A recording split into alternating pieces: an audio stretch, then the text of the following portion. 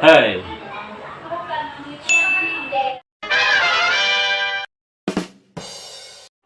Assalamualaikum warahmatullahi wabarakatuh. Saya Muhammad Rayyan Hadi dari kelas 11 IPA 2 akan menjawab soal PKN dari Memrina. Saya sudah dapat jawabannya. Saya akan menjelaskan jawabannya dengan sedikit bantuan dari HP. Sedikit saja, sedikit ya. Oke, langsung nomor 1. Soalnya adalah ancaman di bidang sosial budaya, baik dari dalam maupun dari luar negeri. Sebelum saya jelaskan dalam negeri sama luar negerinya, saya akan menjelaskan pengertian ancaman di bidang sosial budaya. Jadi ancaman bidang sosial budaya itu suatu tindakan yang dapat menghilangkan dan mengancam keberadaan kebudayaan yang menjadi ciri khas suatu daerah tertentu. Jadi ini dapat mengancam hilangnya ciri khas dari daerah tuh. Ancaman nih bisa mengancam hilangnya ciri khas dari daerah tuh. Nah, saya akan menjelaskan ancaman bidang sosial dari dalam dan luar negeri. Jadi ancaman dari dalam negeri ini disebabkan oleh kemiskinan, ketidakadilan, kebodohan. Nah, hal inilah yang kemudian dapat menjadi pangkal permasalahan. Permasalahannya tuh kayak kekerasan, separatisme, terorisme, dan apa lagi ya, coba cari. Ya, bencana. Bencana yang disebabkan oleh manusia ya. Itu termasuk pangkal permasalahan dari ancaman sosial budaya dari dalam negeri ini.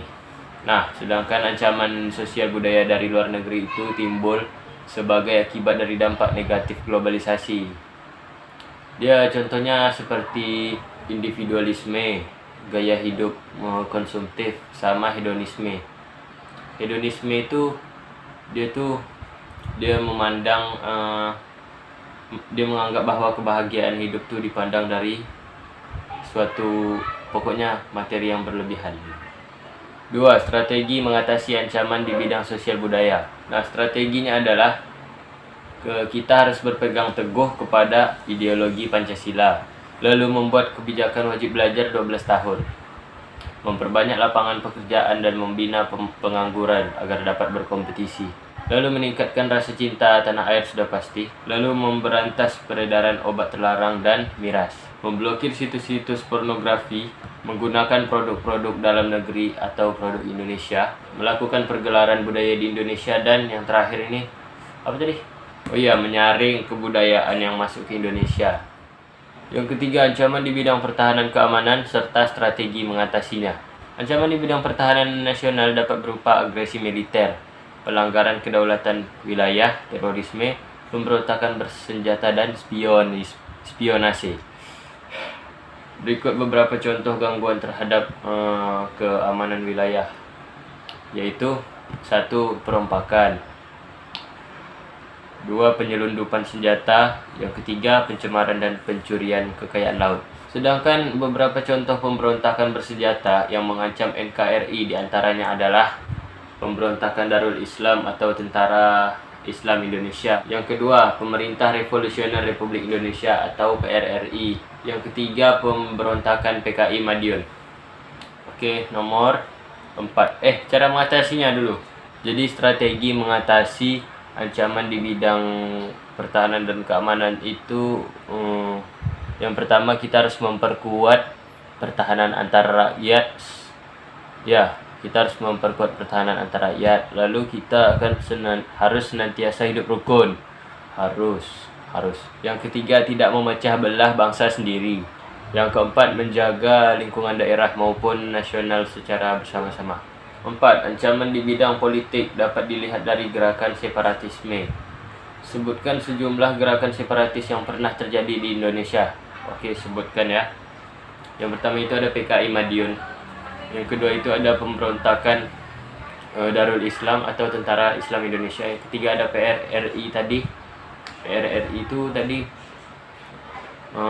apa tadi ya? Oh ya, pemerintah. Kirain persatuan.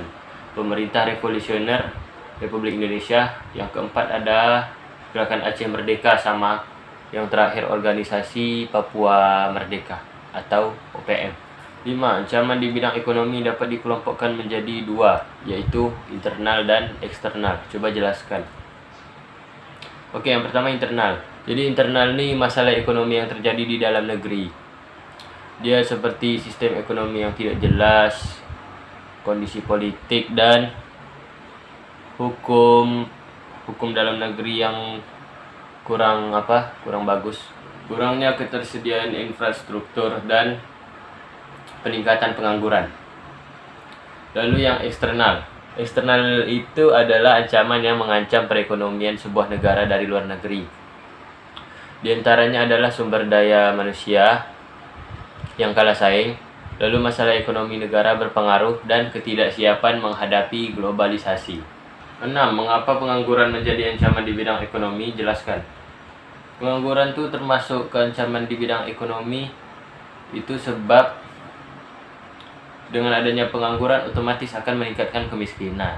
Kemiskinan yang ada akan menimbulkan tingkat kesehatan dan pendidikan yang rendah. Hal itu tentu bisa menghambat kemajuan bangsa dan negara. Itu sebabnya